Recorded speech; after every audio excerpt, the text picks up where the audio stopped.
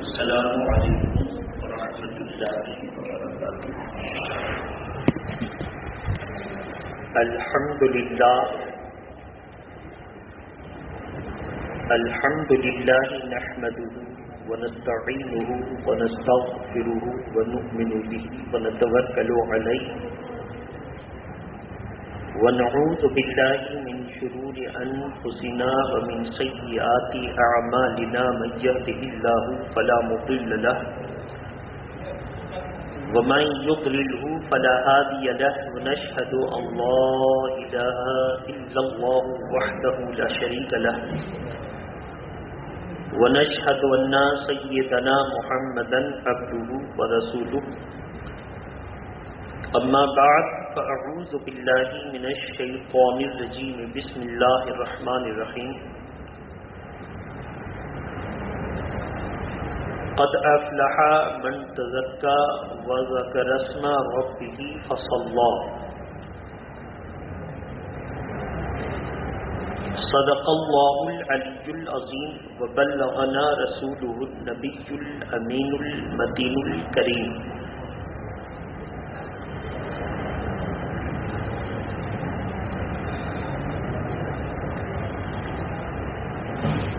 اللہ کی سرتا بقدم شان ہے یہ، انسان نہیں انسان وہ انسان ہے یہ۔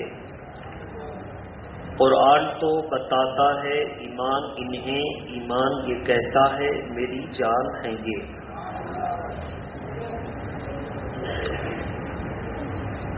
عزیزان ملت اسلامیہ، آج کی اس محفل محبت میں ہم اور آپ اللہ کے پیارے نبی صلی اللہ تعالی علیہ وسلم کے فرمان کے مطابق اپنے رب کے حضور نعمت عظما ملنے میں تشکر کا اظہار کرتے ہوئے نماز عید کے لیے حاضر ہیں۔ عید کے تعلق سے قرآن مجید میں بھی یہ لفظ آیا ہے۔ حضرت عیسیٰ علی نبینا علیہ الصلاۃ والتسلیم کے واقعے میں پارہ نمبر 7 میں اللہ تبارک تعالیٰ کا ارشاد ہے، جو حضرت عیسیٰ علیہ السلام کے قول کو نقل کیا گیا ہے۔ حضرت عیسیٰ علیہ السلام نے اپنے رب سے عرض کیا، اللہم ربنا انزل علینا مائدۃ من السماء تکون لنا عیدا لاولنا وآخرنا۔ حضرت عیسیٰ علیہ السلام نے اپنے رب سے عرض کیا کہ مولا، میری قوم تجھ سے غیب سے روزی چاہتی ہے، تو میں تجھ سے دعا کرتا ہوں، مانگتا ہوں کہ تو اپنے کرم کے خزانے سے تیار شدہ کھانا عطا فرما دے۔ دعا سے فارغ ہوئے تو اللہ تبارک تعالیٰ نے ان کے لیے ان کی دعاؤں پر تیار شدہ کھانا خوان میں اتارا۔ عیسیٰ علیہ السلام نے دعا کرتے ہوئے عرض کیا، تکونو لنا عیدا لاولنا وآخرنا، وہ خوان نعمت اتار تاکہ ہمارے لیے بھی اور ہمارے بعد آنے والوں کے لیے بھی وہ دن عید کا دن ہو۔ تو عیسیٰ علیہ السلام کے لیے خوان نعمت اترے تو وہ کہیں کہ یہ شکرانے میں ہم اس دن کو عید بنا لیں، اور خواہش ظاہر کی کہ میرے بعد والے بھی جو آئیں اس خوان نعمت کے اترنے کے شکرانے میں اس دن کو عید بنا لیں۔ اس سے ثابت ہو گیا کہ جس دن اللہ کی بڑی نعمت اترتی ہے وہ اللہ کے بندوں کے لیے عید کا دن ہے، خوشی کا دن ہے۔ تو آج کی اس محفل میں ہم اسی طرز پر آپ کے سامنے گفتگو رکھیں گے. ہم باہر سے آنے والوں سے گزارش کریں گے ماسک اور سینیٹائزر کے تعلق سے 2 جملے میں. سینیٹائزر کا استعمال اگرچہ بعض سخت حالت میں علماء نے لگانے اور استعمال کرنے کا حکم دیا ہے، لیکن پھر بھی اس میں بنیادی طور پر 75% 75% اس میں الکوہل کی آمیزش ہوتی ہے.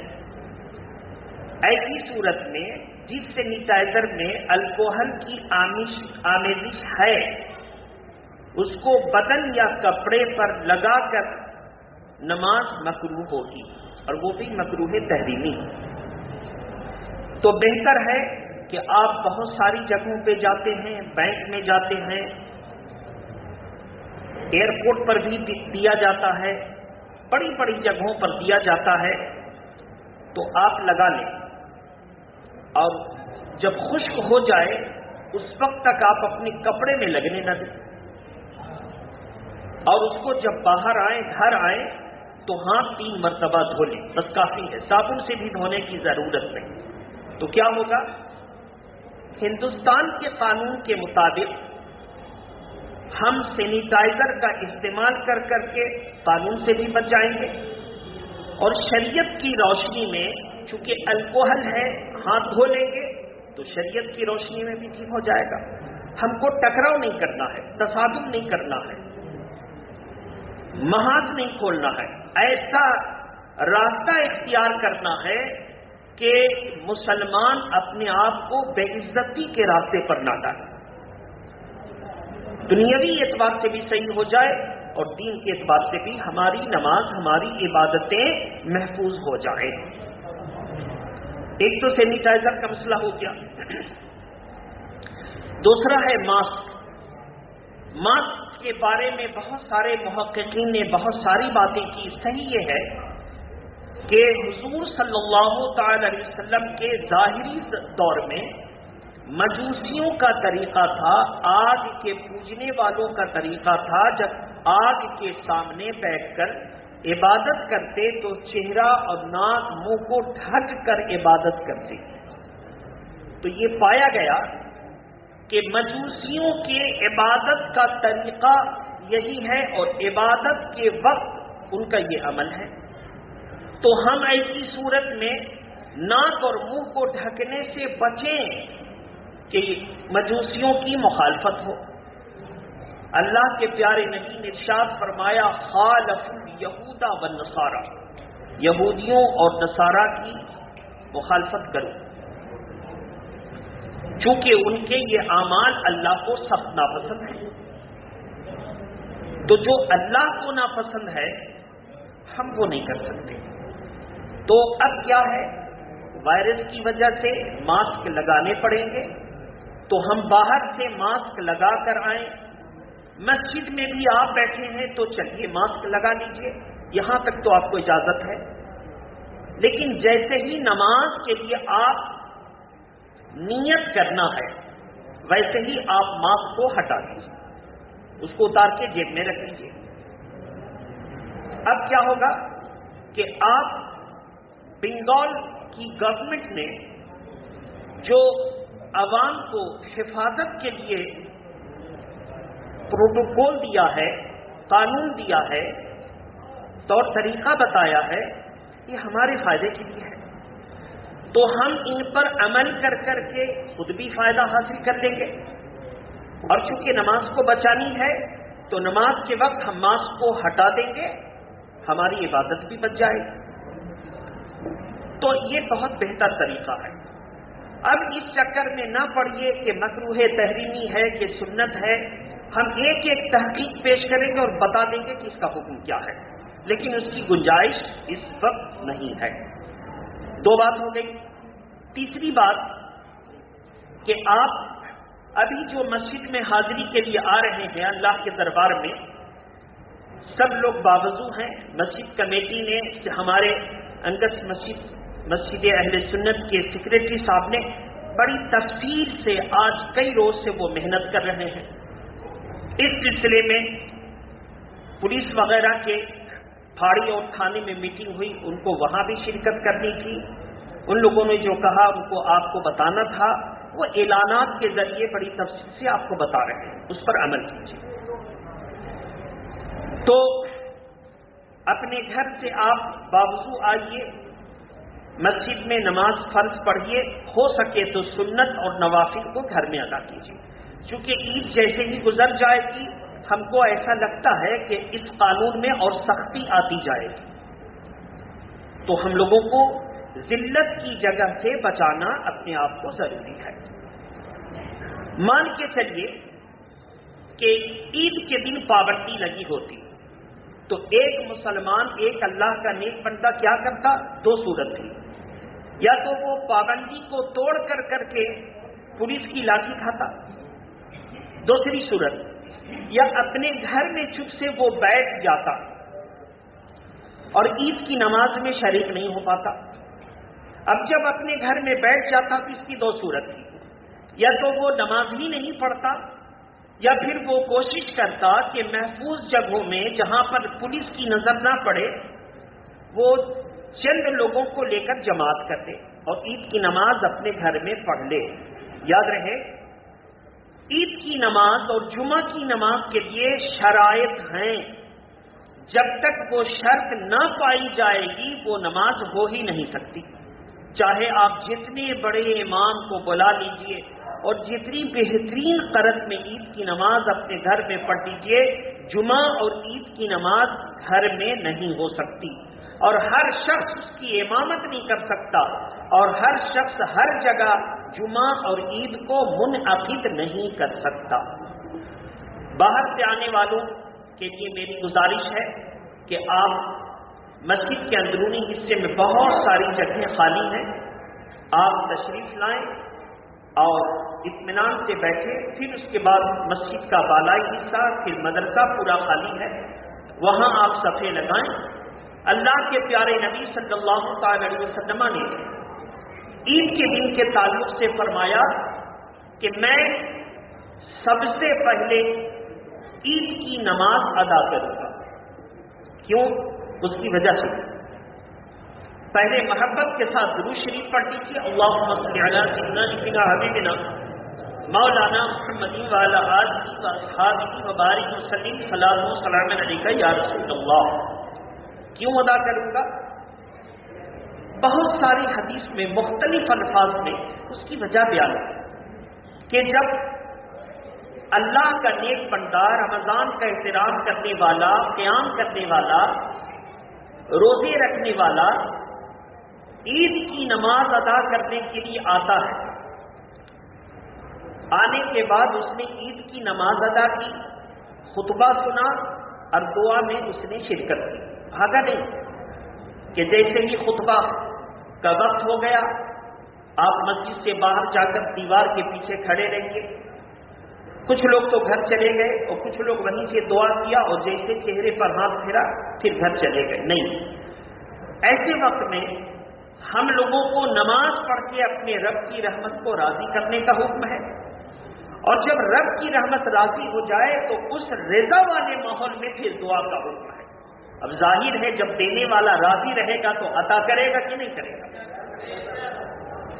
अता करेगा। अब दूसरी बात कि वो वक्त भी मुनासिब हो और वो जगह भी बाबरकत हो। तो अब मस्जिद से बेहतर जगह कौन सी बाबरकत हो सकती है जो आप वहां जाके दुआ कर लीजिएगा? तो बरकत वाली जगह मस्जिद,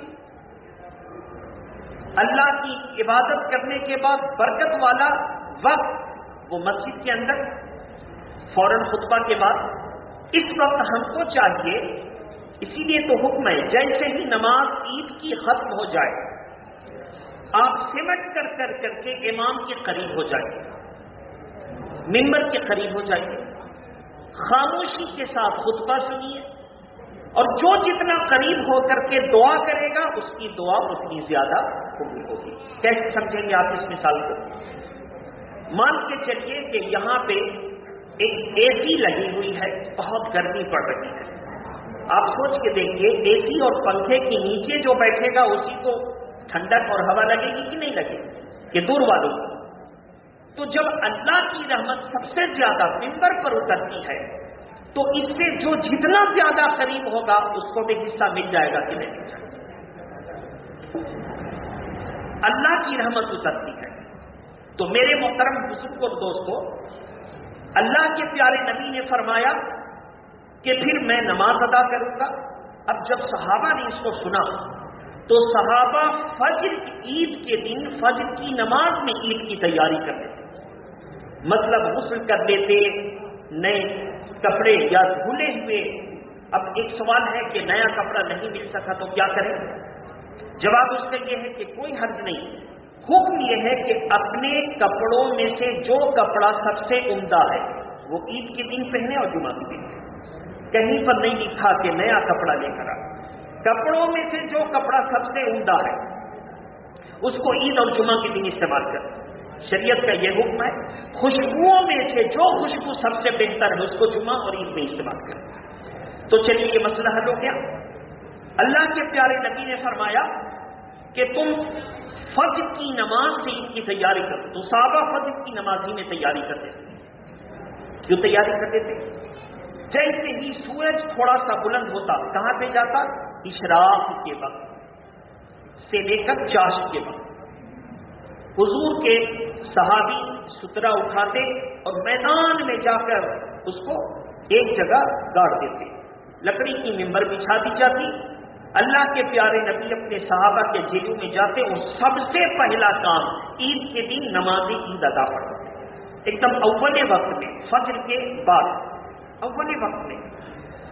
اور اس کے بعد ارشاد فرماتے کہ اللہ کا حکم ہے کہ جب اللہ کا بندہ ایمان کی حالت میں عید کی نماز پڑھنے کے لیے آتا ہے اور آنے کے بعد لفظ فواحش یعنی اپنی زبان سے اپنے ہاتھ سے کسی کو تکلیف نہیں دیتا اور پھر اس کے بعد مصافحہ کرتا ہے، پھر اس کے بعد تکبیر کہتے ہوئے اپنے گھر کی طرف لوٹتا ہے، تو دو بات.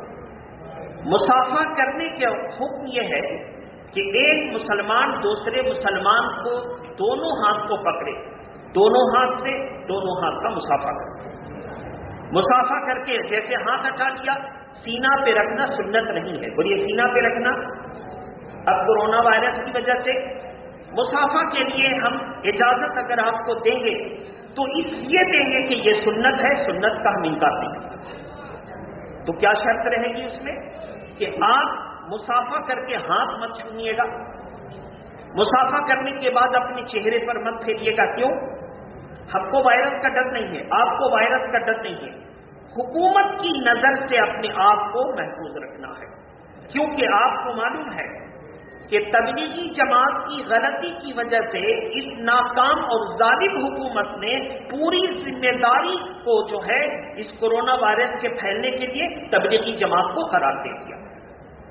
تو ان کے منصوبوں کے لیے ہم آپ کو نہیں کہہ سکتے کہ آپ ان کے منصوبوں میں آپ مدد کر دیجیے.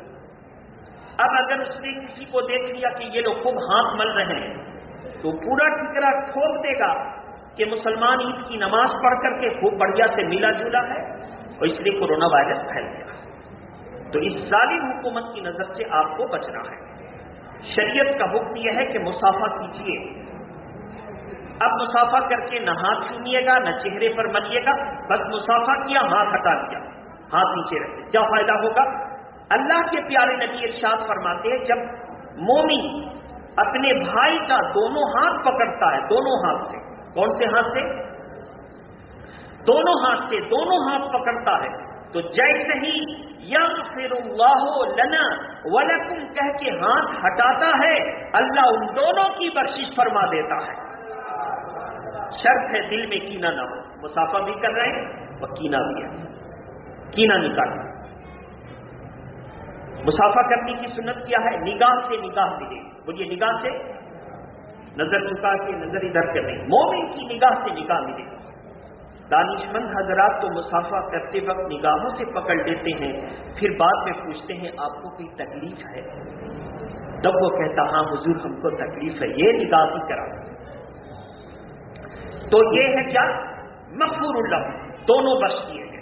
بخشش ہو گئی. ایک بخشش یہاں پر اور جب آپ اللہ اکبر لا الہ الا اللہ اکبر وللہ الحمد یہ تکبیر کہتے ہوئے اپنے گھر کو لوٹیں گے تو اللہ کی طرف سے ہر گلی، ہر ناکے، ہر چوراہے پر فرشتہ اعلان کرتا رہے گا، اے اللہ کے نیک بندو، تم نے رمضان کی پوری جو ہے اس کا احترام کر کے ثواب لوٹے، رمضان کا احترام کیا، تراویح پڑھی، روزے رکھے، قرآن مجید کی تلاوت کی، اور اب اللہ کی تکبیر بیان کرتے ہوئے مسجد آئے اور اللہ کے پیارے نبی کی سنت کا اتباع کیا، اللہ کے حکم پر چلے۔ اب تم لوگ مسافہ کرنے کے بعد اپنے گھر لوٹے ہو، مسافہ کیا تھا تو بخشش ہو گئی، اور گھر لوٹے تو جاؤ اپنے گھر، تم سب بخش دیے گئے ہو، جاؤ اپنے گھر، تو دو بخشش کا فرمان مل گیا۔ تو ہم کو ایک طرف انڈین گورنمنٹ کے ظالمانہ نظر سے بھی بچنا ہے اور کوشش کرنی ہے کہ حضور کی کوئی سنت نہ چھوٹے، اس کو ذہن میں رکھیے گا۔ ہاں، جہاں پہ غیر ہیں وہ آپ کو دیکھ رہے ہیں، فالو کر رہے ہیں، پولیس والے ہیں فالو کر رہے ہیں، وہاں پہ آپ بچیے۔ اپنے آپ کو بے عزتی کی جگہ پر ڈالنا کہ لاؤ مسافہ کر لو، بھائی آؤ جلدی سے گلے مل لیتے ہیں، نہیں، ایک مسلمان اپنے آپ کو بے عزتی کی جگہ پر نہیں ڈال سکتا، اس کو ذہن میں رکھیں۔ درود شریف پڑھیں، اللہم صلی علی سیدنا ابن حبیبنا مولانا محمد وعلی آلہ واصحابہ وبارک وسلم۔ صلاۃ و سلام علیک یا رسول اللہ۔ باہر سے آنے والوں سے میری گزارش ہے کہ وہ مسجد کی اوپری حصے میں جگہ بنائیں، مدرسے میں جگہ خالی ہے وہاں بنائیں، اور جگہ مل جائے تو آپ آرام سے بیٹھیں، راستے پر اور گیٹ پر کھڑے نہ رہیں کہ جو بھائی ہمارے مسجد کے اندر آنا چاہتے ہیں ان کو ایسا لگے گا ساری مسجدیں بھر چکی، ہم دیر سے آئے، تو پھر وہ کہیں سڑک پر روڈ کے کنارے جائیں گے، جبکہ مسجد میں اکثر جگہ خالی رہے گی۔ اس کے ذمہ دار راستے پر کھڑے ہو کر کے بھیڑ لگانے والے ہوں گے۔ بہرحال تو دو مغفرت مل گئی۔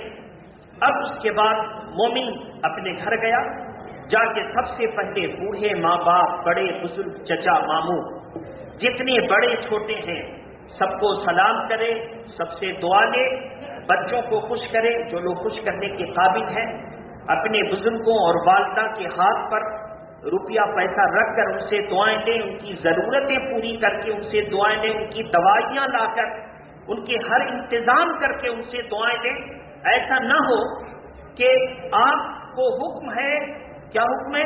شریعت کا حکم ہے کہ جو اپنے ماں باپ کی طرف ایک نظر مسکرا کر کے دیکھے گا تو ہر نظر کے بدلے حج مبرور کا ثواب ملے گا۔ اب ایک انسان نے کبھی باپ ماں کی ضرورت پوری نہیں کی، جب ماں باپ نے منہ کھول کر کے کہا تو بیٹے نے کہہ دیا ستانے نہیں ہے تو ہم کہاں سے کریں گے؟ اور پھر جب ایسا موقع آیا تو خوب مسکرا کر کے دیکھ رہا ہے تو ماں باپ کو اچھا لگے گا؟ کبھی ضرورت پوری نہ کی، کبھی کوئی ارمان سوغات پورا نہ کیا، خوب مسکرا کر، تو یہ کیا ہوگا؟ مذاق، یہ مذاق ہوگا۔ تو ایسی صورت میں مسکرا کر دیکھنے کا مطلب ہے ان کی ہر ضرورت کو پوری کرنا، اور جب دل سے محبت رہے گی تو یہ بناوٹی مسکراہٹ کی کوئی ضرورت نہیں ہے۔ جب دل کھلکھلائے گا تو چہرے پر اس کا اثر ظاہر ہوگا، اور اس نیت سے جب اپنی والدہ والد کے چہرے کو دیکھ لے گا تو ہر نظر کے بدلے اللہ مقبول حج کا ثواب لکھ دے گا۔ مقبول حج کا پاور سمجھیے، ایک ہے کہ کروڑوں روپیہ لگا کے زندگی پر حج کرتا رہا اور مقبول ہی نہیں ہے، سارا سفر بیکار، اور ایک ہے کہ ایک ہی حج کیا مگر وہ مقبول ہو گیا۔ مقبول ہو گیا تو کیا ہوگا؟ وہ حاجی پہلے سے زیادہ متقی ہوگا، پہلے سے زیادہ نماز کی پابندی کرے گا، پہلے سے زیادہ لوگوں کو سلام میں پہل کرے گا، پہلے سے زیادہ دعوتیں کرے گا، پہلے سے زیادہ دینداری کرے گا۔ سمجھ لیجیے کہ اس کا حج مقبول ہے۔ میرے محترم بزرگوں اور دوستوں، تو بہرحال یہ ہے تو حضرت عیسیٰ علیہ السلام نے دعا کی کہ اگر خوان نعمت اتر جائے تکونوا لنا عیدا للاولین والآخرین، تو وہ دن ہمارے لیے اور ہمارے بعد میں آنے والوں کے لیے عید ہو۔ تو اللہ تبارک و تعالیٰ کے ایک پیغمبر پر نعمت اترے، دسترخوان اترے، تو وہ بھی عید کا دن ہو، اور جس دن اللہ تبارک و تعالیٰ اپنے بندوں میں اپنے فرشتوں کے ذریعے اعلان کرے کہ لوٹ جاؤ تم تکبیریں کہتے، تم بخشے بخشائے ہو، ارے کھانا کھائیں گے تو کام ختم ہو گیا، لیکن جب بخشش ہو جائے گی تو دنیا میں بھی عزت ملے گی، آخرت میں بھی عزت ملے گی۔ اب وہ دن عید کا دن ہوگا کہ نہیں؟ فرمایا عید کا دن کس کے لیے ہے؟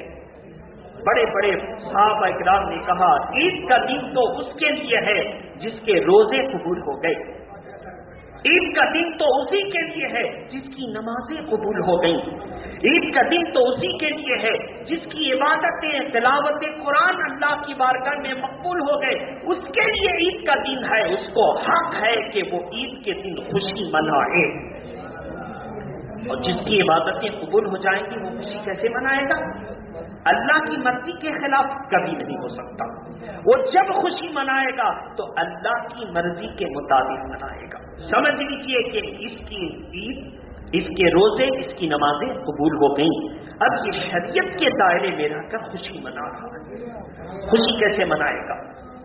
اللہ کے پیارے نبی صلی اللہ علیہ وسلم کو جب کوئی خوشی ملتی تو فوراً حکم کرتے یہ نعمت اللہ کی طرف سے ملی، اللہ کی بارگاہ میں نفل نماز پڑھو، قرآن مجید کی تلاوت کرو، اور نیک کام میں اضافہ ہو جاتا۔ دیکھیے ہم لوگوں کا عمل، پوری دنیا کو جب کوئی نعمت ملتی ہے اس کے خوشی کا اظہار جو ہے آپ جانتے ہیں کیا برے ڈھنگ سے اظہار کرتا، لیکن آپ ہم مسلمان کا طریقہ دیکھیے، اللہ کے پیارے نبی نے یہ طریقہ عطا فرمایا کہ روزے کی قبولیت کی خوشی، لیلۃ الجائزہ میں اللہ نے عید کی رات، یعنی جو رات گزر رہے پوری رات اللہ نے انعام بانٹے، کسی کو بخش دیا، کسی کی روزی میں اضافہ کر دیا، کسی کی تقدیر میں روزی کو لکھ دیا، کسی کو کچھ کامیابی، کسی کو کچھ کامیابی عطا فرما دی۔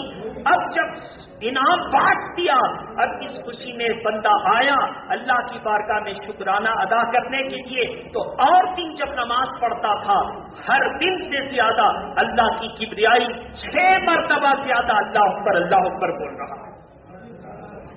تو ہماری خوشی یہ ہے کہ جب ہم کو اللہ کی طرف سے کوئی انعام ملتا ہے، نعمت ملتی ہے، فائدہ پہنچتا ہے، تو ہم اللہ کے حضور جھک کر کے اس کی کبریائی اور زیادہ بیان کرتے ہیں۔ یہ ہے اسلام کی خوشی۔ اللہ کے پیارے نبی صلی اللہ تعالی علیہ وسلم جب مدینہ شریف ہجرت فرما کر تشریف لے گئے تو دیکھا اہل مدینہ 2 روز سال میں جشن مناتے ہیں۔ صحابہ نے جشن منایا، حضور نے پوچھا کہ یہ جشن، یہ خوشی؟ کہا یا رسول اللہ ہم سب اس روز میں جاہلیت کے زمانے سے اب تک سال میں 2 بار نئے روز اور مہر جان کی خوشیاں مناتے ہیں۔ آج بھی یہ نئے روز اور مہر جان کی خوشی ایران میں منایا جاتا ہے۔ بہرحال اللہ کے پیارے نبی نے فرمایا اس سے بہتر اللہ نے تمہیں خوشیاں عطا فرمائی، اور وہ خوشی کے 2 دن ہیں، ایک عید سعید، عید فطر، اور ایک عید اضحیٰ۔ یہ 2 دن تمہیں اللہ نے دیے، اور ان میں تم دنیا داروں کی طرح خوشی نہیں مناؤ گے، بلکہ اللہ کے حضور نماز ادا کر کے خوشی مناؤ گے اور قربانی کر کے خوشی مناؤ گے۔ یہ 2 دن تمہیں عطا فرمائے۔ اب جب آپ تم اللہ اور اس کے رسول کے فرمان کے مطابق خوشی منائیں گے، ابھی جیسے یہاں سے اٹھ کے جائیں گے، مسافہ کریں گے تو بخشش ہوگی، اور جب گھر لوٹیں گے تو فرشتہ ہر گلی اور ناکے پر اعلان کرتا ہوگا لوٹ جاؤ اپنے گھروں کو، تم سب کو اللہ نے بخش دیا۔ اس سے بڑی خوشی کیا ہو سکتی ہے؟ اس سے بڑی کیا خوشی ہو سکتی ہے؟ میرے محترم بزرگ اور دوستوں، اور جب اللہ کسی کی بخشش فرما دیتا ہے تو اس کی روزی میں برکت دے دیتا ہے، اس کی صحت میں برکت دے دیتا ہے، اس کے کام میں برکت دے دیتا ہے، اس کو عافیت کی زندگی عطا فرماتا ہے۔ ظاہر ہے اللہ اس سے راضی ہے تو وہ بندہ اللہ سے جو چاہتا ہے اللہ عطا فرماتا ہے۔ تو میرے محترم بزرگ اور دوستوں، یہ سچی خوشی ہے۔ تو اپنے بوڑھے ماں باپ کو، استاد کو، بزرگ کو آپ خوش کریں، جو دستور ہے خوش کرنے کا، اور ان سے دل سے محبت کریں۔ کیا فائدہ ہوگا؟ مثال کے طور پر ہم لوگ اپنے اساتذہ سے یا جن کی امامت میں ہم نے بچپن میں نمازیں پڑھی، ہم لوگ دلجوئی کرتے تھے کہ حضرت خوش رہیں، کیونکہ جب وہ دعا کریں گے تو وہ ہم تو دعا کریں گے تو اکیلے، اب وہ دعا کریں گے تو کبھی کوئی اللہ کا نیک بندے کی مجلس ہوگی، کبھی بزرگوں کی مجلس ہوگی، کبھی فرشتوں کا آمین کہنا ہوگا، جماعت کے ساتھ دعا کریں گے، اور ان کی دعاؤں میں اگر میرے ذہن میں بات آ گئی کہ فلاں میرا شاگرد، فلاں مقتدی بہت اچھا ہے، یا اللہ اس کی بھی مرادیں پوری فرما دے، دعا کرتے وقت اگر ان کی توجہ میری طرف آ گئی تو میرا بیڑا پار ہو گیا، کیونکہ ان کی دعائیں وہ ہوتی ہیں جو جماعت میں ہوتی ہیں، اور جب وہ دعا کرتے ہیں تو 40 مومن دعا کرے تو کوئی نہ کوئی ایک ایسا ہوتا ہے جو اللہ کا دوست ہوتا ہے، اس کی برکت سے سب کی دعا قبول ہو جاتی ہے۔ جماعت کا بھی یہی فائدہ۔ باہر سے آنے والوں سے میں گزارش کروں گا کہ آپ گیٹ پر بار بار کہنے کے باوجود گیٹ پر بھیڑ نہ لگائیں، آپ اندر آ جائیں۔ آپ گیٹ پر بھیڑ لگائیں گے، بہت سے لوگ آپ کو کہیں گے آئیے اندر آئیے، تو پھر شور ہوگا، تو آپ پسند کرتے ہیں کہ مسجد میں شور ہو، اور آپ یہ پسند کرتے ہیں کہ اللہ کی رحمت سے آپ دور رہیں، تو آپ کی پسند ہے۔ بہرحال اللہ نے پورا در کھلا رکھا ہے، آپ مسجد کے اندر آئیں، گیٹ پر بھیڑ نہ لگائیں۔ انگس مسجد کمیٹی کے تمام ذمہ دار خصوصیت کے ساتھ صدر اور سیکریٹری سے ہم گزارش کریں گے کہ وہ گیٹ پر چلے جائیں اور لوگوں کو اندر لائیں۔ ایک تو دو بات ہے، باہر سے کچھ لوگ دیکھیں گے جو موقع کی طاق میں ہے، وہ ویڈیو ریکارڈنگ کر کے اور جہاں بھیجنا ہوگا بھیج دیں گے، پھر مسجد کمیٹی سے سوال جواب شروع ہوگا کہ آپ نے بھیڑ کیوں لگائی، کیا جواب دیں گے اب آپ لوگ سمجھ لیجیے۔ درود شریف پڑھیں، اللہم صلی علی سیدنا شفیعنا حبیبنا مولانا محمد مادر الجود والکرم وآلہ واصحابہ وبارک وسلم صلاۃ و سلام علیکہ یا رسول اللہ صلی اللہ علیہ وآلہ وسلم۔ تو بہرحال یہ مقدر کی بات ہے، آپ خوش نصیب ہیں، پہلی فرصت میں آپ نے فجر میں تیاری کی، غسل کیا، نہائے اور مسجد میں قریب آ گئے۔ اللہ کی رحمت آپ پر ہے کہ ممبر سے جو جتنا قریب رہا اللہ تبارک و تعالیٰ نے اس کو نواز دیا۔ بابو چپ سے بیٹھے، کیا طریقہ ہے ان کو بھی سمجھاؤ۔ میرے محترم بزرگ اور دوستوں، بہرحال تو یہ عید کا دن۔ دوسری بات کہ اللہ کے پیارے نبی صلی اللہ تعالی علیہ وآلہ وسلم عید کے دن ایک صحابی میدان میں جا کر کے سترا لگا دیتے، ممبر لکڑی کی بچھا دی جاتی، اللہ کے پیارے نبی اپنے تمام صحابہ کو لے کر کے جنگل اور میدان میں عید کی نماز ادا کرتے، جس کی بنیاد پر عیدگاہ کا وجود ہوا۔ عیدگاہ قائم ہوئی اسی وجہ سے۔ کیوں ایسا؟ اس کی وجہ سنیے، نماز ہم تنہا بھی پڑھ لیں تو نماز ہے، لیکن جب جماعت کے ساتھ پڑھیں تو 27 گنا زیادہ۔ مسجد میں جماعت کے ساتھ نماز پڑھیں تو کتنا زیادہ؟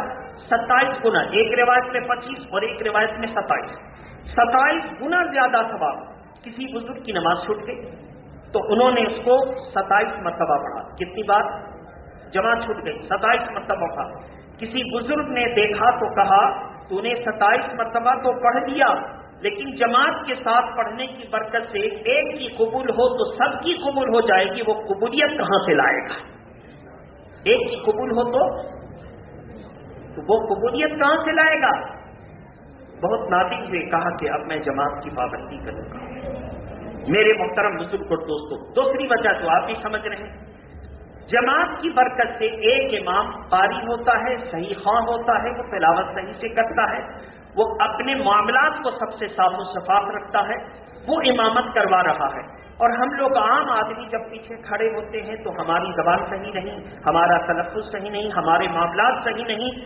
اب بتائیے کہ ایک متقی پرہیزگار کے پیچھے جب ہم اقتدا کریں گے اور پھر جماعت کے ساتھ نماز ہوگی تو اس کی فضیلت سے ہماری زبان ٹھیک، الفاظ درست نہیں، مخرج کی ادائیگی نہیں، صحت کے ساتھ ہم نہ پڑھیں، لیکن جب ہم نے جماعت کے ساتھ اتباع اور اقتداء کر دی تو سب کے ساتھ ہماری بھی قبول ہو گئی۔ یہ فضیلت آدمی کہاں سے لائے گا؟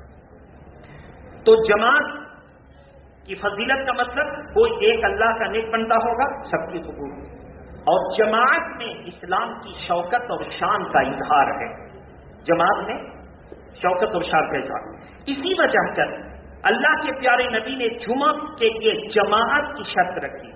آپ کوئی بھی نماز تنہا پڑھ سکتے ہیں لیکن جمعہ تنہا نہیں پڑھ سکتے. جمعہ کے شرائط میں سے ہے کہ جماعت ضروری. اب کتنے لوگوں کا ہونا یہ بات کی بات ہے لیکن جماعت ضروری. کوئی نماز فجر سے لے کر عشاء تک 5 نماز تنہا پڑھے ہو جائے گی لیکن جمعہ تنہا کوئی پڑھے نہیں ہوتی. شرط ہے جماعت. کیوں؟ اللہ کے پیارے نبی یہی چاہتے تھے کہ تمہاری اجتماعی قوت کو غیر دیکھیں اور جب تم مجتمع ہو کر اللہ کی عبادت کرتے ہو اس اجتماعی شان کو فرشتے دیکھتے ہیں یا کوئی اور دیکھتا ہے تو تمہاری شان اور بڑھ جاتی ہے. اور لوگ جب تمہاری شان و شوکت کو دیکھتے ہیں تو یہی کہتے ہیں یہ اللہ کے نیک بندے اتنی محنت و مشقت سے سب ایک جگہ جمع ہوئے. اس وجہ سے کہا اللہ کی خوشنودی حاصل کرنے کے لیے. اللہ فرماتا ہے جب یہ میری وجہ سے جمع ہوئے تو میں نے ان کی جماعت کی شوکت بڑھا دی.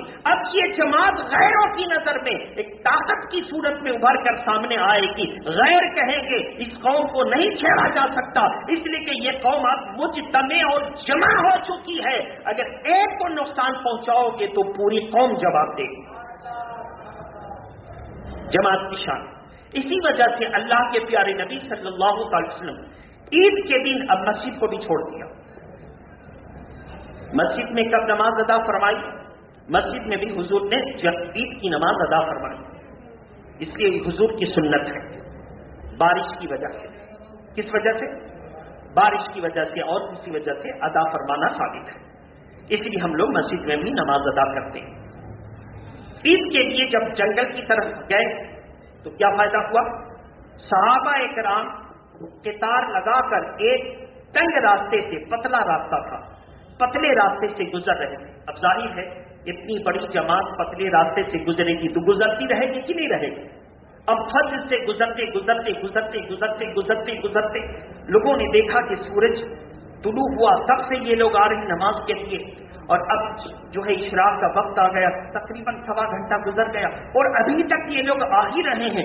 اللہ اکبر, کتنا مسلمانوں کی تعداد بڑھ چکی, کتنی بڑی تعداد بڑھ چکی. اب لوگ ڈرنے لگے کہ اب ان کو چھیڑنا مناسب نہیں ہے اس لیے کہ بڑی تعداد میں ہے. تو اللہ کے پیارے نبی نے فرمایا یہ جماعت قائم کرو کہ تم جتنا مجتمع رہو گے تمہاری شان اتنا ظاہر و باہر ہوگی.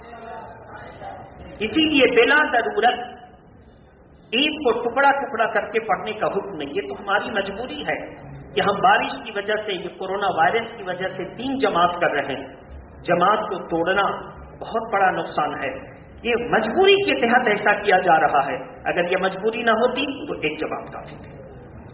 یہ مجبوری کے تحت. میرے محترم بزرگ اور دوستوں, بہرحال اب عید کی فضیلت کو آپ سمجھ چکے اور ضرورت کو آپ سمجھ چکے تو اب ہم آپ کو نیت اور طریقہ بتائیں گے. محبت کے ساتھ ایک مرتبہ سب لوگ کھڑے ہو جائیں. کھڑے ہو کر کے اب صف بندی کر لیں. اندر 5 صف ہوگی, اندر 5 صفیں ہوں گی, باہر بھی ایک صف کا اضافہ کر لیں. خوب محبت کے ساتھ منسلک ہو کر کے نماز ادا کریں اور جب صف درست ہو جائے تو پھر بیٹھ جائیں. صف درست ہو جائے تو بیٹھ جائیں. اب باہر سے آنے والوں سے گزارش ہے کہ کسی کی گردنیں نہ پھلانگیں, یعنی کہیں گنجائش نظر نہیں آ رہی مگر پھلانگ کر چلے آ رہے ہیں. آپ کو اب پیچھے کہیں بھی جگہ مل جائے تو آپ وہاں بیٹھنے کی کوشش کریں. دوسری بات, دروازے کے بیچ میں آپ نماز نہیں پڑھ سکتے.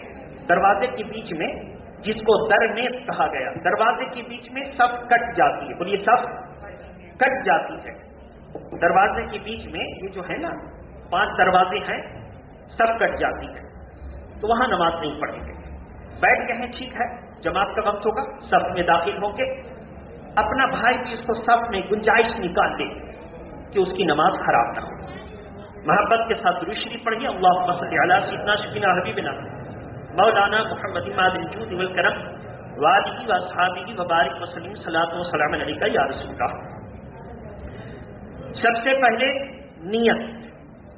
نیت کی میں نے 2 رکعت نماز عید الفطر کی واجب زائد 6 تکبیروں کے ساتھ واسطے اللہ تعالی کے، پیچھے اس امام کے، منہ میرا طرف کعبہ شریف کے، اللہ اکبر۔ اللہ اکبر کیسے؟ ایک دم ہتھیلی دیکھیے ایسے، انگوٹھا کان کی لو میں چھٹے نہ چھٹے، ہتھیلی ایسے رہے۔ یا اللہ ہم خالی ہاتھ سرنڈر کرنے کے لیے تیری بارگاہ میں حاضر ہو گئے۔ ایسے ہاتھ اٹھے اور ناک کے نیچے ایسے باندھ، ناک کے نیچے یہ انگلی 3 پشت پر ہوگی، 2 انگلی یہ حلقہ بنا کے گرفت کرے گی، پکڑے گی۔ بہرحال اب اس کو عربی میں نویت ان اصلی للہ تعالی رکعتی صلاۃ عید الفطر ما 6 تکبیرات زائدۃ واجبا للہ تعالی متوجہا الی جہت الکعبۃ الشریفہ اقتدیت بہذا الامام۔ اللہ اکبر، ایک دم عام سادہ لفظ ہے۔ نیت کی میں نے نماز عید الفطر کے اس امام کے پیچھے، اللہ اکبر، دل میں پکا ارادہ ہو کہ اس امام کے پیچھے عید کی نماز کی نیت کی کافی ہے۔ اللہ اکبر کہنا ضروری ہے، اللہ اکبر کہنا ایک دم ضروری ہے۔ نیت کرنے کے بعد اب تکبیر تحریمہ باندھ لینے کے بعد، جس کو آپ نیت کہتے ہیں، نیت باندھنے کے بعد تکبیر تحریمہ کہہ دینے کے بعد سب سے پہلے ثنا پڑھی جائے گی۔ ثنا پڑھنے کے بعد 3 تکبیریں ہوں گی۔ کتنی؟ 3 تکبیریں۔ تینوں تکبیر میں آپ کو کرنا کیا ہے؟ ہاتھ اٹھانا ہے، لیکن 2 میں ہاتھ چھوڑ دینا ہے اور تیسری میں ہاتھ باندھ لینا ہے۔ تیسری میں قرت ہوگی۔ قرت کرنے کے بعد رکوع اور سجدہ والی تکبیر ہوگی، رکوع اور سجدہ میں جانا ہے، جس کو تکبیرات انتقالات کہتے ہیں۔ رکوع سجدہ سے فارغ ہو کر سب سے پہلے جب کھڑے ہوں گے تو قرت ہوگی۔ کیا ہوگی؟ قرت کرنے کے بعد امام 4 تکبیریں کہیں گے۔ کتنی؟ 3 تکبیروں میں آپ کو ہاتھ اٹھا کر چھوڑ دینا ہے۔ چوتھی تکبیر جو ہوگی وہ رکوع والی ہوگی۔ چوتھی تکبیر کون سی؟ جب رکوع والی ہوگی تو بغیر ہاتھ اٹھائے ہوئے رکوع میں چلے جانا ہے۔ ایک دم آسان۔ اس طرح آپ نماز ادا کریں۔ نماز ادا کرنے کے بعد جیسے آپ نے سلام پھیرا، سمٹ کر کے آپ جتنا ہو سکے ممبر کے قریب آ جائیے، ایک دوسرے سے قریب ہو جائیے، ایک دوسرے سے قریب ہو جائیے۔ جو جتنا کوشش کر کے قریب آیا، یہ نہ سوچے کہ ہم تو ممبر کے پاس آ نہ سکے، نہیں، لیکن آپ کے کھسک کر آنے کی وجہ کو اللہ قبول کر لے گا تو قریب میں آنے کا ثواب مل جائے گا۔ اس کو ذہن میں رکھیے۔ کھسک کر چل، مثلا آپ کسی کو بولے آئیے نا بھائی یہاں بیٹھ کے، آ ہی نہیں رہا ہے، ارے آئیے نا یہاں بیٹھے، تو آپ کو برا لگے گا کہ نہیں لگے گا؟ لیکن جب اللہ نے کہا کہ ہم نے ممبر پر سب سے زیادہ برکتیں نازل فرمائی اور اس کے حصول کے لیے اگر کوئی ایک قدم بھی چلا تو اللہ اس کو قبول فرما لیتا ہے۔ آپ نے وہ سنا ہوگا، توبہ کے لیے ایک گناہگار چلا تھا اور مر گیا، فرشتوں نے ناپا تو اللہ نے زمین جس طرف نیکی تھی توبہ کرنے جا رہا تو وہاں کی لپیٹ دی۔ اب جب فرشتوں نے ناپا تو جہاں توبہ کے لیے جا رہا تھا وہاں سے اس کی زمین قریب ہو گئی۔ اللہ نے فرمایا میرے بندے کو فرشتوں جنت میں لے جاؤ، کیونکہ وہ توبہ کے قریب تھا، اچھی جگہ جا رہا تھا۔ یہ ہے اس کی فضیلت۔ بہرحال آپ قریب ہو جائیے گا، خطبہ غور سے سنیے گا، ایک دم اٹھ کر کے بھاگنا نہیں ہے، خطبہ غور سے سنیے گا۔ یہ خطبہ کیا ہے؟ اللہ کی حمد و ثنا، قرآن کی آیت، اس کو غور سے سننا ہے۔ سننے کے بعد اب آپ نے اللہ کی حمد و ثنا کر دی، اس کو سجدہ کر کے راضی کر دیا۔ اب جو دعا ہوگی ہمارا اور آپ کا اعتماد ہے کہ وہ دعا قبول ہوگی، اور خاص طور پر کرونا وائرس سے پوری دنیا، خاص طور پر اپنے مادر وطن ہندوستان، خصوصیت کے ساتھ بنگال اپنا شہر، اپنے علاقے کی حفاظت کی دعا کرنی ہے، صحیح العقیدہ مسلمانوں کی جان کی حفاظت کی دعا کرنی، اور فلسطین میں آج مسلمانوں پر جو چنگیزیت کے پہاڑ توڑے جا رہے ہیں، ان ظالموں یہود و نصارہ مشرکین، ان کے شر سے محفوظ رہنے کی آپ کو دعا کرنی ہے۔ امید ہے کہ جماعت کی دعا اللہ قبول فرمائے گا۔ وآخر دعوانا الحمدللہ رب العالمین۔ السلام علیکم۔ اب جو ہے آپ کھڑے ہو جائیں صفحے درست کرنے